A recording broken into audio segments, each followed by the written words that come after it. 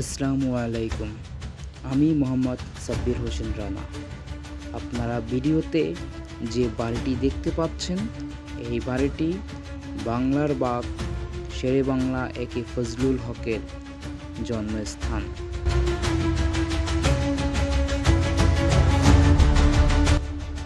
শেরে বাংলা একে ফজলুল হক 1873 সালের 26 অক্টোবর বরিশাল বিভাগের ঝালকাঠি জেলার রাজাপুর উপজেলার সাতুরিয়া ইউনিয়নের সাতুরিয়া মিয়াবাড়ি গ্রামে জন্মগ্রহণ করেন। তার পৈতৃক নিবাস বরিশাল জেলার বানারীপাড়া উপজেলার চাখার গ্রামে। ফজলুল হক ছিলেন কাজী মোহাম্মদ ওয়াজেদ এবং সাইদুন্নেসা খাতুনের একমাত্র পুত্র। তার শৈশবকাল কাটে পরিবারের ঐতিহ্যবাহী শিক্ষা ও সংস্কৃতির মধ্যে। ফজলুল হকের রাজনৈতিক জীবনের শুরু ছোটবেলা থেকেই। যখন তিনি কলকাতা বিশ্ববিদ্যালয়ে পড়াশোনা করেন, সেখানে তিনি রাজনৈতিক ও সামাজিক বিষয়ে গভীর আগ্রহী হন এবং পরবর্তীতে রাজনীতিতে প্রবেশ করেন।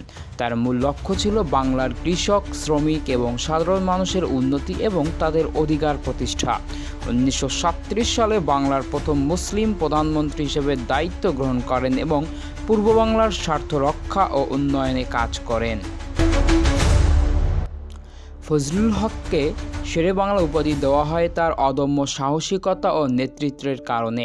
তিনি প্রথম থেকেই কৃষকদের জন্য ভূমি সংস্কার, শিক্ষা ব্যবস্থা সংস্কার এবং প্রাথমিক স্বাস্থ্যসেবা উন্নয়নের জন্য কাজ করেন। এছাড়া তার অধীনে কৃষকরা তাদের ন্যায্য অধিকার ও শোষণের বিরুদ্ধে আওয়াজ তুলতে সক্ষম হয়। ফজলুল হক তার রাজনীতির মাধ্যমে পাকিস্তানের প্রাথমিক রাজনৈতিক কাঠামো গঠনে গুরুত্বপূর্ণ ভূমিকা পালন করেছিলেন। তবে তিনি কখনো পাকিস্তানের কেন্দ্রীয় সরকারের বিরুদ্ধে পূর্ব বাংলার স্বাধীনতার কথা তুলে ধরতেন। তার দীর্ঘ রাজনৈতিক জীবনে কৃষক আন্দোলন, জাতীয় ঐক্য প্রতিষ্ঠা এবং মুসলিম সমাজের উন্নয়ন তার প্রধান উদ্দেশ্য ছিল। তিনি বাংলা ভাষা ও সংস্কৃতির উন্নতি ও সমাজের দরিদ্র শ্রেণীর জন্য কাজ করতে উৎসর্গিত ছিলেন।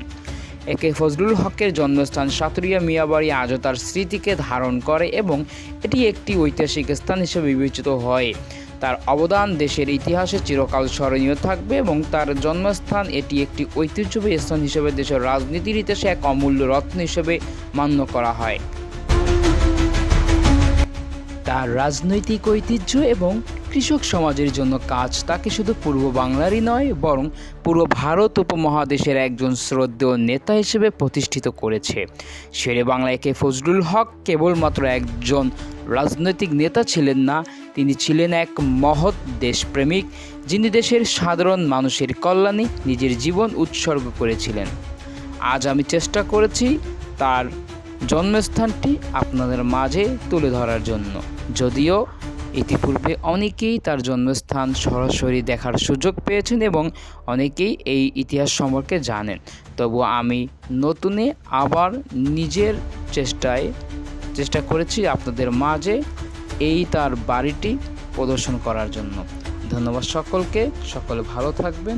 আমার পেজটি লাইক দিবেন, ফলো দিবেন এবং ভিডিওগুলো শেয়ার করে সাথে থাকবেন।